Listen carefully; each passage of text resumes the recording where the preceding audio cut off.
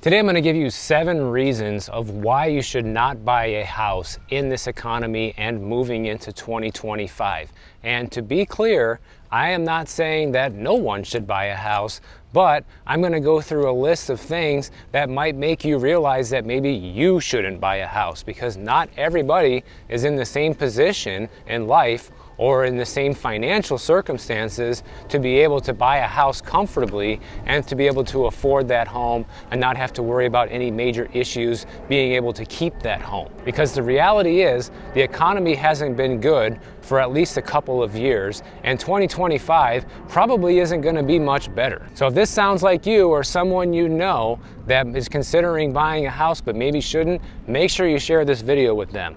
So the first reason not to buy in this economy is if you have no money. If you have to take on a risky financial situation to be able to buy a house, you should not buy it. Specifically, what I'm talking about here is when it comes to financing the house, okay?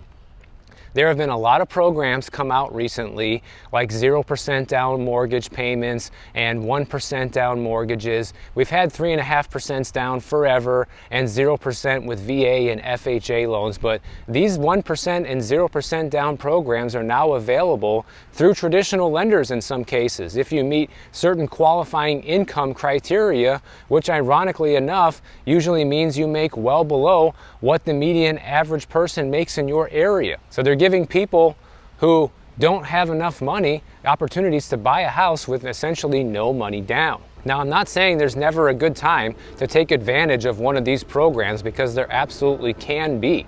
However, the thing you have to really look at and assess with your own life to see if you should be buying or not is, do you need this program to buy a house? Would you be able to afford the house without the 0% down, or without the FHA loan, or without the adjustable rate mortgage? If the answer to those questions is no, then you probably shouldn't be buying. You even have lenders giving out things again like all interest loans, okay? Like all interest, guys, means that every single payment that you make is going solely towards paying interest. You're never going to pay off any principal on that home, which looks appealing to a lot of buyers who don't have money, because it's like, wow, I can own my own home. The payment is going to be lower than it would be if I got a traditional mortgage. This sounds great. But the point that you're missing there is that you will never own that home, because you're not paying off a single dime in terms of the principal. At that point, you're basically a renter. The only difference between renting and owning at that point is you can do whatever you want with the house, just like you can when you own your own house. You can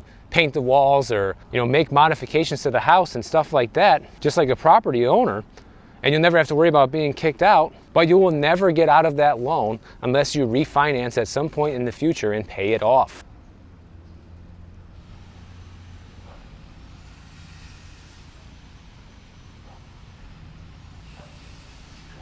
Another thing you got to be careful of when it comes to financing are all the mortgage rate buy downs that are out there. This is something that can sound appealing and can make it seem like, yeah, I can afford this house, but what about 3 years later when that buy down is complete and your mortgage payment is $400 or $500 more per month, plus your property taxes and insurance have increased in that time frame, and if there's an HOA, the HOA fee has gone up as well. Are you really factoring in all those costs? Are you really looking at what the future payment could potentially be in just a few years? Even a seasoned real estate veteran like me, I've been caught off guard with my own property, guys. Okay, I bought my condo. We closed in February of 2022, had it under contract, I think in December of 2021. And I paid pre-pandemic prices for the place, so that was not an issue. The price was fantastic. But one thing I didn't anticipate is how much the monthly maintenance fees and how much the special assessments would actually be just a couple years later, which is where I'm sitting at right now. I never anticipated that my HOA fee would go up by $900 a month over the span of 3 or 4 years. I never anticipated I was gonna have to pay a surprise $54,000 special assessment starting next year. Those are things you just can't account for. But the good thing is I could afford the place when we bought it with room to breathe, okay? It wasn't like when my wife and I bought it, like we're spending every last dollar we have on this place, and if any one single hiccup goes wrong with our life, we can't afford this condo no more. No, that wasn't the case. So because we took that into consideration back then, at the time of purchase, these increases, while they suck, we've been able to afford them, okay? So that's the main thing that people need to look at. So if you're not in the position to be able to account for those future expenses, and you need to get some kind of creative financing solution to be able to buy a house today in 2025, I say it's a bad idea. Basically, if you look at any type of financing right now that makes it look like it'll be easy to buy the house now, but it might not be so easy to afford later, then you need to use extreme caution, because your income likely is not going to rise as fast as your payment will in the future. So keep that in mind. Now, the next reason you shouldn't buy a house in 2025 is if you are an emotional buyer. And unfortunately, pretty much everybody breaks this rule, and I get it, guys, because let's face it, buying a house is emotional. You know, especially if it's your first time.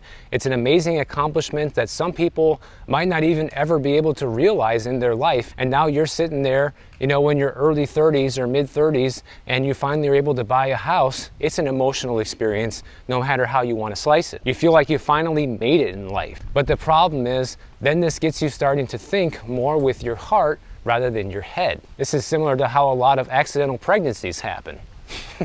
And the problem with this is you might end up buying a house that might not be a good fit for you for a lot of different reasons. You might be buying a house in the wrong neighborhood. You might be buying a house too far away from your job. The house might be too much of a fixer-upper, and you can be biting off more than you can chew in terms of how much work you can realistically do yourself, or how much the repair costs are really going to be. And on that last point, when it comes to buying a fixer-upper, this is where people really get hung up, because they're looking at a house in a neighborhood like this, like, wow, that house is $300,000 less than the house across the street, but it's practically the same size yard and all that. We can sink, 40, 50 grand in it and get it to be a nice house. But that might not be the case. The cost may be far beyond what you think it actually is. I also don't forget about the time consumption that repairing and fixing up a house can be, not just the money part. And I'm not saying that nobody should ever buy a fixer-upper, but what I am saying is that if you are going to buy one, you need to have a thorough inspection done on the house by a seasoned contractor and by a licensed home inspector to make sure you understand the full scope of work and repairs that need to be done on that house and how much it's going to cost, to see if you're really up to it. And I will also say, and once you are aware of how much it's going to cost to fix up that house, you need to make sure that you're going to have that money, not that you're going to have to borrow that money because you spent every dime you had to buy the house and now you have to borrow more to fix it up. That is a bad financial situation to get yourself into. But the problem is, a lot of people fall in love with the house and they only see a few cosmetic details that need to be fixed up. They don't look at all the major problems that need to be fixed, and next thing you know, you're going $50,000 or $60,000 over budget than what you originally anticipated just to make these repairs, and now you have to go into debt to do it. So the rule of thumb there is, if it looks too good to be true, it probably is, just like pretty much everything else in life. Now, the third reason not to buy in 2025 is if your credit score is too low. Mortgage rates are already high right now, but they will be even higher if you have a low credit score. And you can say whatever you want about credit scores and how it's a scam and blah, blah, blah, blah, blah, but the reality is your interest rate is going to be based on your credit score, whether you like it or not. The reality is your lender is going to base your credit worthiness and your interest payments based on your credit score. And if your credit score is not very good, it also says something about how you handle your finances, and that you might actually not be ready to buy a home. Not only does it signal that to the lender, but it should be signaling that to yourself as well. Because let's face it, guys, there's only a few reasons why someone has a low credit score. They're all the same, okay? It's either because you are missing payments altogether, or you're making late payments. It also could be because you have too much debt relative to the amount of income that you make, or you're utilizing too much of the available credit that you have. which signals to a financial institution that you don't have financial stability. So all of those things are not good for your finances, and the credit score is just a measure of how well you're doing in those categories, is all it really is. How much debt are you taking out? How much money do you make to pay off that debt? Are you paying off the debt? Are you paying it on time? Those are not rocket science scenarios, but a lot of people mess up. And the more you mess up, then the more you are not in the position to buy a house. I would recommend, if you have a credit score that is like below 650 or even 700, guys, you should be working on getting it to be higher before you buy, because really you need to be at a 780 or above to be in the excellent category, which gives you access to the best and lowest mortgage rates you're gonna find, okay? Now sure, you could be between a 720 and a 780, which is the next step down, and it's still not bad. I would say most people should strive to get there, especially if you're below a 720. But a lot of lenders will even give you a loan if you have a 620 or higher.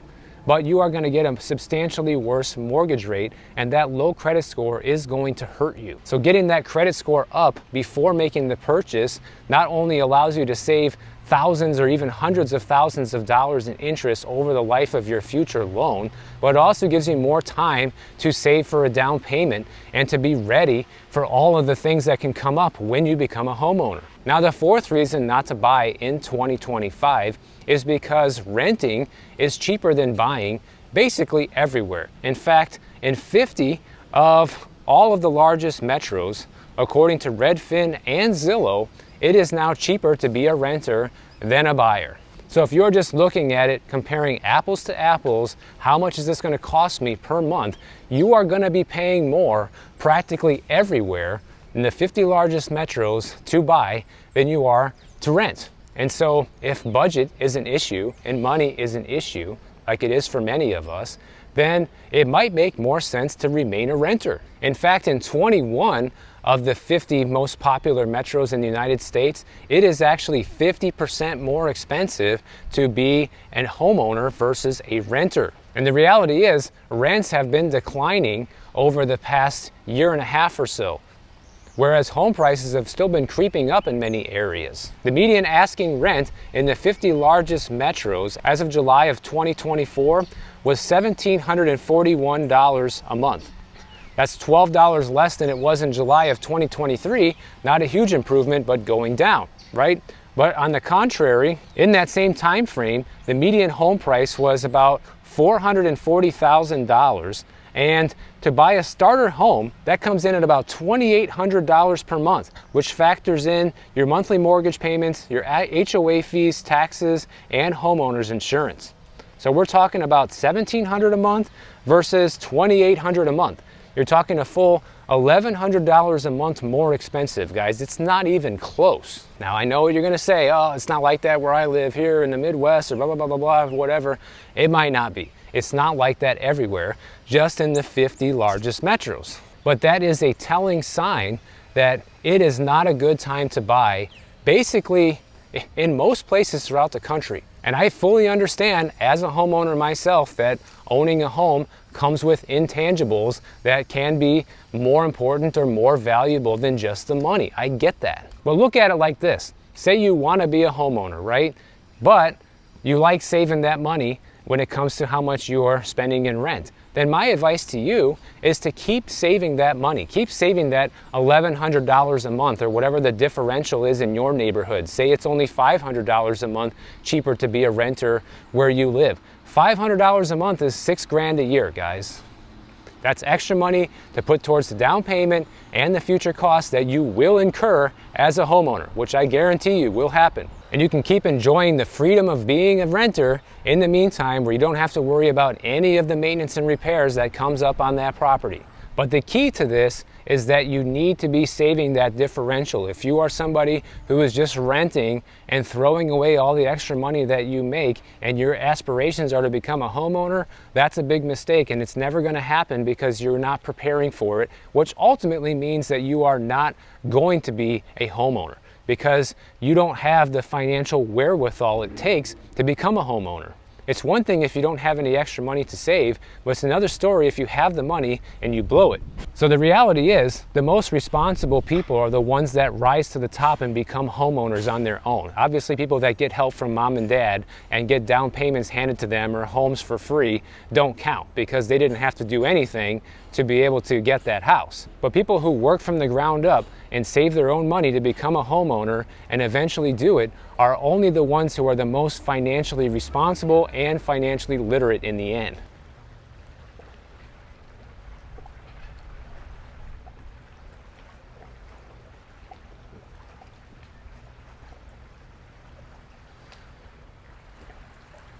Now, the fifth reason not to buy a house in 2025 is because maintaining a house is not cheap, okay? There is a laundry list of things that can happen to you as a homeowner that costs a substantial amount of money. And I'll run through a few of them right here off the top of my head. You could have a roof repair or replacement. That can literally cost you anywhere between 20 and 50 grand, depending on the size of your house and the material you're using, okay?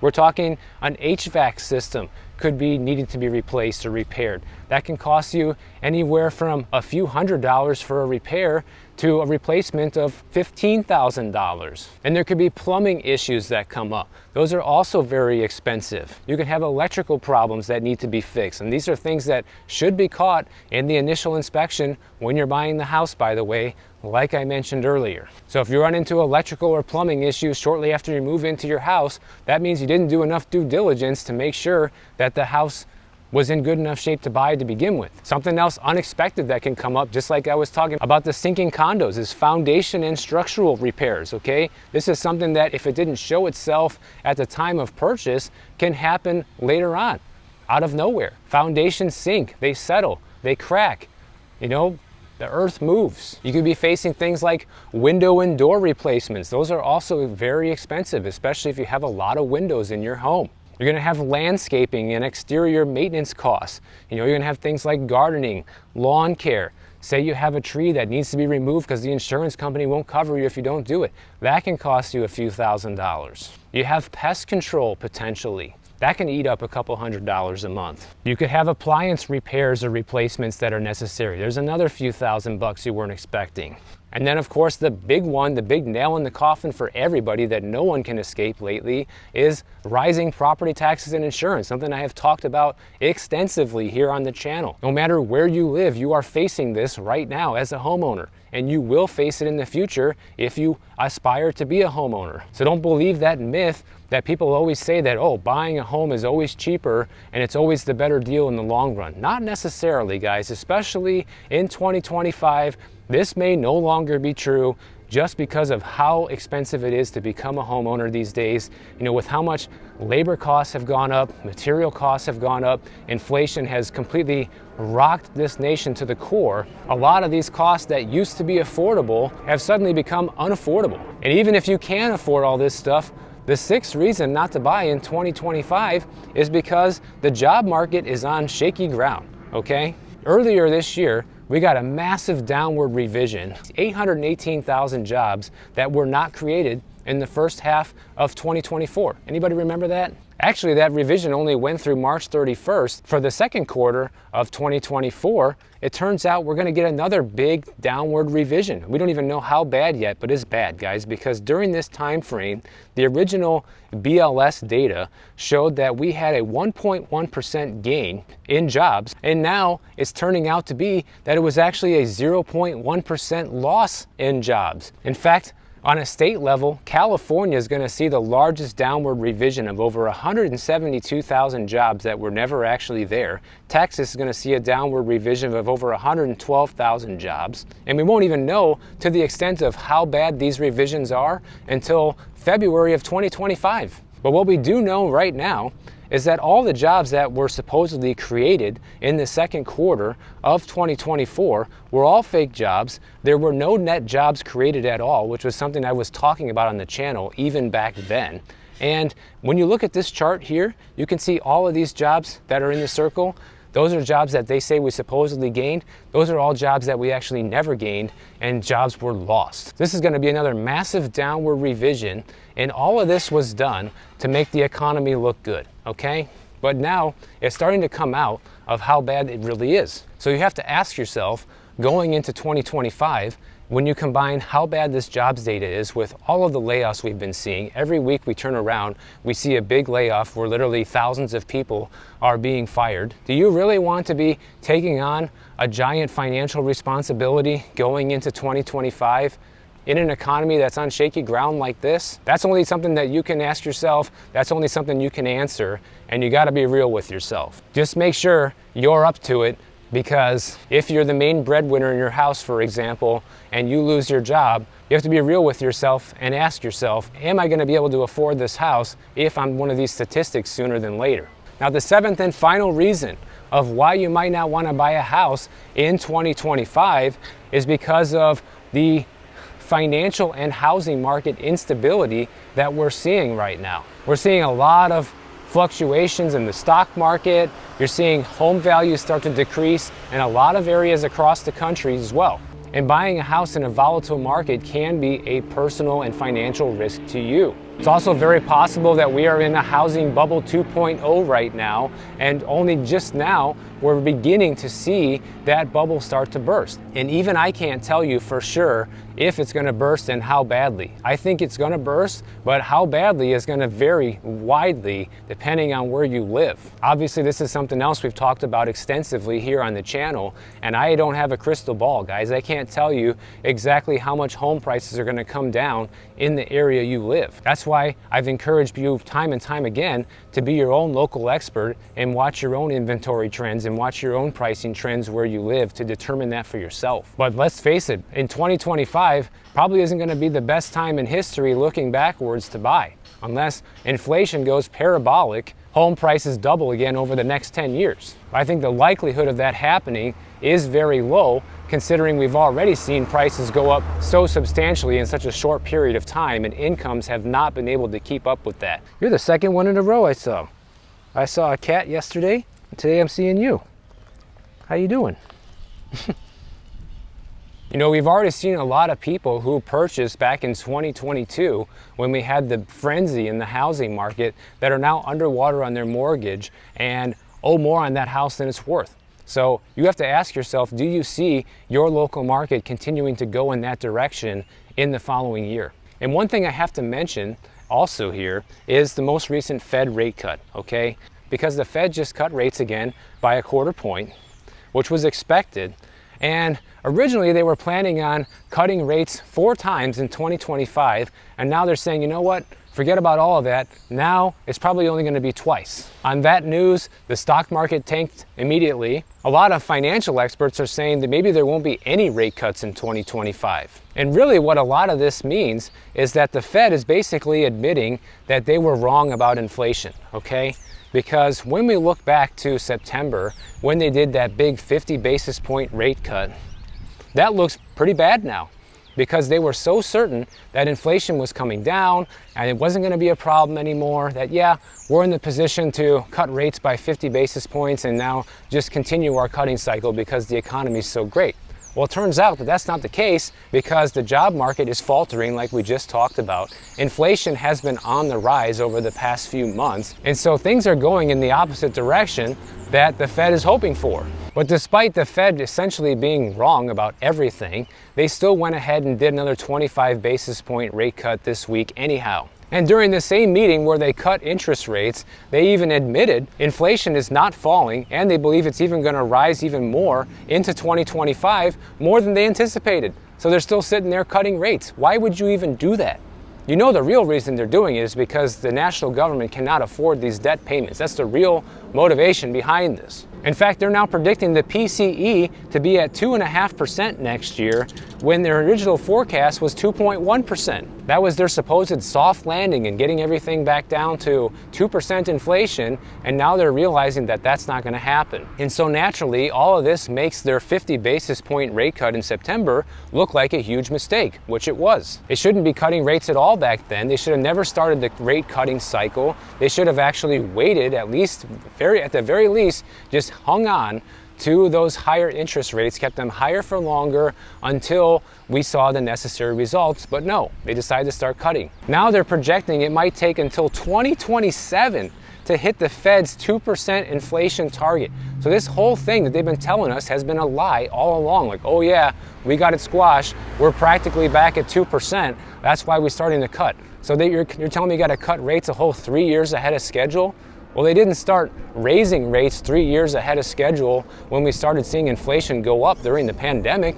In fact, they were late to the game and didn't do anything for an entire year. They're saying one of the reasons they went ahead and did the 25 basis point rate cut this week is because we didn't want to have further losses in the job market, admitting that things are bad when it comes to unemployment and all the layoffs that are happening. So we wanted to at least throw the economy a small bone. There's also starting to become more and more disagreement among the Federal Reserve members of whether or not we should be cutting rates or holding steady. So as usual, the Fed has no clue what they're doing and they're just making the economy worse. And you have to decide if you want to become a nice, fresh, brand new homeowner with that going on. The only thing working in your favor, which I will 100% admit and tell you, is that if inflation continues to go up in 2025, like we're going to continue to see happen, then that is one good thing on the side of owning a home, because home prices do rise with inflation.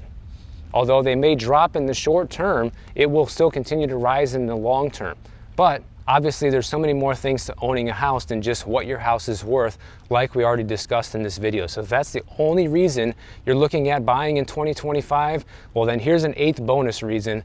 Don't buy just because you think your house is going to be worth more in the future, because that might be the case, but you might have to go through a long period of time where it's not the case. So if you enjoyed the video, make sure you are subscribed to the channel. And if you don't want to wait for my next video to come out, check out this one on the screen right over here, and I'll see you in the next one.